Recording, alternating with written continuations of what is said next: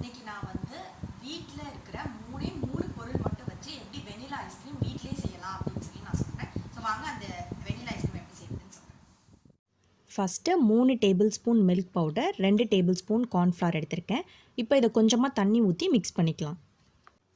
2லேருந்து 3 table spoon வரைக்கும் தண்ணி ஊற்றி ரெண்டையுமே கார்ன்ஃப்ளவர் மில்க் பவுடர் வந்து நான் மிக்ஸ் பண்ணி எடுத்திருக்கேன். இப்போ ஒரு பேனில் 1 லிட்டர் பால் வந்து ஊற்றுறேன். நல்லா அடி கனமான பாத்திரமாக பார்த்து எடுத்துக்கோங்க. அப்படி இல்லைன்னா பால் வந்து அடி பிடிச்சிரும், கரிஞ்சிரும். அதனால் நல்லா கனமாக இருக்க பாத்திரமாக பார்த்து எடுத்து 1 லிட்டர் பால் ஊற்றிருக்கேன். இப்போ இதை வந்து இந்த மாதிரி நல்லா கிண்டி விட்டுட்டே இருக்கணும். பால் வந்து ஹீட் ஆகும்போது மேலே இந்த மாதிரி ஆடை வரும். இந்த ஆடை எல்லாத்தையுமே வந்து சேர்த்து நல்லா மிக்ஸ் பண்ணி விடுங்க. அப்போனா தான் வந்து ஐஸ்கிரீம் நல்லா க்ரீமியாக கிடைக்கும். இந்த மாதிரியே நல்லா கிண்டி விட்டுட்டே இருங்க. இப்போ பால் வந்து ஒரு கொதி கொதிச்சிருச்சு. இந்த டைமில் நம்ம சுகர் ஆட் பண்ணிடலாம். 1 லிட்டர் பாலுக்கு நான் 1/2 கப் சுகர் ஆட் பண்ணுறேன், அதாவது 100 கிராம். சுகர் சேர்த்ததுக்கப்புறம் இந்த மாதிரி வந்து நல்லா கலந்து விட்டுக்கோங்க. இப்போ என்ன பண்ணுறேன்னா, கார்ன்ஃப்ளவர் மிக்ஸ் பண்ணி வச்சுருந்தோம்னா தண்ணி ஊற்றி அதை ஆட் பண்ணுறேன். அதுக்கப்புறமா அதே மாதிரி மில்க் பவுடர், அதையும் வந்து தண்ணி ஊற்றி நம்ம மிக்ஸ் பண்ணி வச்சுருக்கோம், அதையும் இதில் வந்து ஊற்றுறேன். மில்க் பவுடர் வந்து ஆப்ஷனல் தான், இதை கண்டிப்பாக சேர்க்கணுன்னு அவசியம் இல்லை. வெறும் கார்ன்ஃப்ளவர் மட்டுமே போதும். மில்க் பவுடர் எதுக்காகனா ஐஸ்கிரீமை வந்து இன்னும் நல்லா க்ரீமியாக கொண்டு வரதுக்காக. இப்போ 1.5 டேபிள் ஸ்பூன் வந்து வெனிலா எசன்ஸ் சேர்க்குறேன். எல்லாமே சேர்த்ததுக்கப்புறம் இந்த மாதிரி நல்லா மிக்ஸ் பண்ணி விட்டுட்டே இருங்க, இல்லைன்னா வந்து அடி பிடிச்சிரும். 1 லிட்டர் பால் வந்து 1/2 லிட்டர் ஆகிற வரைக்கும் காய்ச்சா போதும். ரொம்ப கட்டியாகணும் அப்படின்னு அவசியம் இல்லை. இது இப்போ வந்து நம்ம 1 லிட்டர் பால் சேர்த்துருந்தேன், இது 1/2 லிட்டர் ஆயிடுச்சு. இப்போ இதை வந்து ஆற வச்சிடலாம். பால் வந்து நல்லா ஆறிடுச்சு. நல்லா ஆறுனதுக்கு அப்புறமா வந்து ஒரு ஏர்டைட் கண்டெய்னரில் இந்த மாதிரி வந்து மாற்றிக்கோங்க.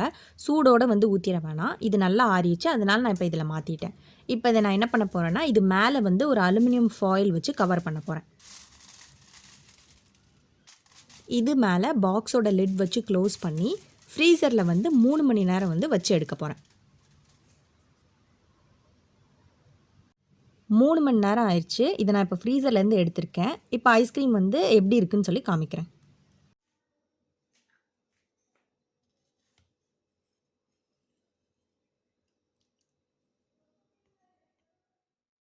ஃபுல்லாக வந்து செட் ஆகிருக்காது, இப்படி தான் இருக்கும். இப்போ இதை ஒரு மிக்ஸி ஜாருக்கு மாற்றி நல்லா அடிச்செடுக்கணும். இதை நான் வந்து மிக்ஸி ஜாருக்கு மாற்றிட்டேன். இதை ஒரு தடவை வந்து நல்லா அடிச்செடுக்கணும். இது எதுக்காகனா அப்போ தான் ஐஸ்கிரீம் வந்து நல்ல க்ரீமியாக நம்மளுக்கு வந்து கிடைக்கும்.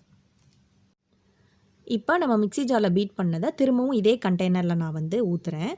இந்த ப்ராசஸ் ஆக்சுவலாக எதுக்காகனா, இந்த மாதிரி இப்போ பார்த்தாலே தெரியும் நல்ல திக்காக க்ரீமாக இருக்குல்ல, இந்த மாதிரி இந்த க்ரீமியாக கிடைக்கிறதுக்காக தான் இதை வந்து பண்ணுறோம். இப்போது இது மேலே நான் கொஞ்சமாக வந்து சாக்கோ சிப்ஸ் வந்து போடுறேன். நீங்கள் என்ன வேணால் சேர்த்துக்கலாம். நட்ஸு கூட ஆட் பண்ணிக்கலாம், இல்லை டியூட்டி ஃப்ரூட்டி ஆட் பண்ணலாம், என்ன வேணால் ஆட் பண்ணிக்கலாம். நான் வந்து சாக்கோ சிப்ஸ் ஆட் பண்ணுறேன்.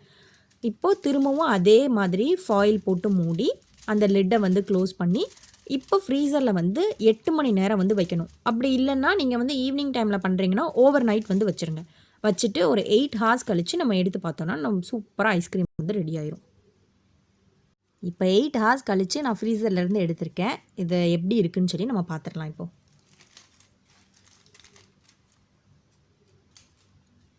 சூப்பராக வந்து செட் ஆகிருக்கு. ஐஸ்கிரீம் நல்லா வந்து செட் ஆயிடுச்சு. இதை நீங்கள் வந்து என்ன பண்ணலான்னா, குழம்பு கரண்டி இருக்குல்ல, அது வச்சு கூட எடுக்கலாம். அப்படி இல்லைன்னா உங்ககிட்ட ஐஸ்கிரீம் ஸ்கூப் இருந்ததுன்னா அது வச்சு கூட எடுத்துக்கலாம். எடுத்து நீங்கள் ஒரு பவுலில் வச்சு இதை வந்து சாப்பிட்லாம். வீட்டிலே வந்து ரொம்ப ஈஸியாக டக்குன்னு பண்ணிடலாம். இது பண்ணுறதுக்கு வந்து 20 மினிட்ஸ் தான் ஆகும். நீங்கள் ஃப்ரீசரில் வைக்கிற டைம் தான் வந்து அதிகமாகும். நீங்கள் ஒன்று காலையிலே பண்ணி ஈவினிங் வந்து சாப்பிட்லாம், இல்லை ஈவினிங் பண்ணிட்டு ஓவர் நைட் வச்சுட்டு மார்னிங் இல்லை ஆஃப்டர்நூன் கூட எடுத்து சாப்பிட்லாம். பாருங்கள் சூப்பராக வந்து வந்திருக்கு. ஏற்கனவே இதில் நான் உள்ள கொஞ்சம் சாக்கோ சிப்ஸ் வந்து போட்டிருக்கேன். நல்லா வந்திருக்குல்ல. நான் பவுலில் மாற்றி மேலே சாக்கோ சிப்ஸ் போட்டிருக்கேன். நீங்கள் நட்ஸ் கூட சேர்த்துக்கலாம். ரொம்ப ஈஸி, டக்குன்னு பண்ணிடலாம். நம்ம கடையில் சாப்பிட்ற மாதிரியே அதே டேஸ்ட் இருக்கும். நல்ல ரிச்சாக வேணும்னா மில்க் பவுடர் சேர்த்துக்கோங்க. அப்படி இல்லைனா வெறும் கார்ன்ஃப்ளவர் மட்டுமே போதும். கார்ன்ஃப்ளவர், பால், சுகர், வெனிலா எசன்ஸ், அவ்வளோதான். இது வந்து இன்க்ரீடியன்ஸ் ரொம்ப கம்மி, செய்கிறது ரொம்ப ஈஸி, டக்குன்னு செஞ்சிடலாம். எவ்வளோ க்ரீமியாக சூப்பராக கடை மாதிரியே வந்திருக்கு. சூப்பராக வந்து வந்திருக்கு வெனிலா ஐஸ்கிரீம். இப்போ நான் இதை வந்து டேஸ்ட் பார்க்குறேன்.